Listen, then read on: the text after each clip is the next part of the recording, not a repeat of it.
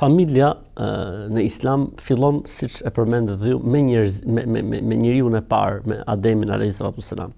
Zoti i Madh krijoi bashkë me të bashkëshorten e tij. Pra, familja e ka origjinën nga xheneti. Vetëm ky fakt mjafton për të kuptuar se familja është burimi më i rëndësishëm i qetësisë, i prehjes dhe i rahatisë. Pra diçka e ardhur nga xheneti në tokë. Pra familja është diçka që na ka ardhur nga para nga xheneti në tokë, kështu që ne domethënë duhet ta mbajmë, duhet ta ruajmë dhe nëse duam pak aromë xhenetit në jetën e kësaj bote, aromë parajse në jetën e kësaj bote, atëherë le t'i kushtojmë rëndësi familjes. Për këtë arsye në Islam është kushtuar rëndësi e veçantë, për këtë arsye kemi një sure në Kur'an, pra një kapitull që ka emrin Familja e Imranit, ku e veçanta e kësaj familje është se ka qenë një familje shumë e përkushtuar ndaj Zotit, po edhe një familje ku të gjithë anëtarët gëzonin gjithë secili rolin e vet, pra një familje siç patriarkale, siç i mësuar të themi, një familje ku domethënë ishte gjyshi, gjyshja, ishte dhëndri, ishte nusja, ishin niprit dhe ishin mbesat, pra